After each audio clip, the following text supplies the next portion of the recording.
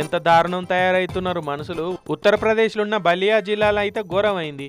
ఈ అమ్మ చేతిలో ప్లకార్డు పట్టుకున్న చూస్తురా, అందులో ఏం రాసి ఉన్నది అనుకుంటున్నారు? నేను బతికే ఉన్నా అని రాసి కలెక్టర్ ఆఫీస్ కాడికి వచ్చింది.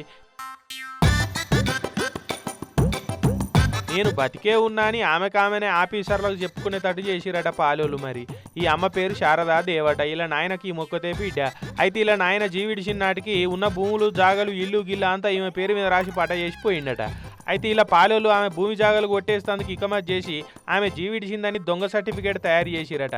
వాళ్ళ పేరు మీదనే భూమి పట్టాలని చేసుకున్నారట. అప్పటి సంది ఈమె మా జాగ నాల్చుకున్నారని ఆఫీసుల చుట్టూ తిరుగుతూనే ఉన్నదట. కానీ ఎవ్వరుగా ఆనలే. ఇవాళ యాస్టకు వచ్చి ఏకంగా జిల్లా కలెక్టర్ ఆఫీసర్ తానికి పోయి నేను బతికే ఉన్న సారు అని ప్లకార్డు పట్టుకొని ఆఫీస్ ముంగట నిరసన చేసింది. కలెక్టర్ సారు ఆమె గోరు సరుచుకుంటే జరిగిందంతా చెప్పిందట. ఆయన తహసీల్దార్ను ఎంక్వైరీ చేసి రిపోర్ట్ ఇవ్వమని ఆర్డర్ వేసిండు. చూడురి ఎట్లున్నదో ముచ్చట. యూపీ ఏపీ అనే కాదు, అంతటా గిట్లనే పాడైంది. ఆస్తుల కాడ నిత్యం పాలోలు దన్నుకుంటున్న ముచ్చట్లే ఎక్కువ ఉంటున్నాయి కాదా?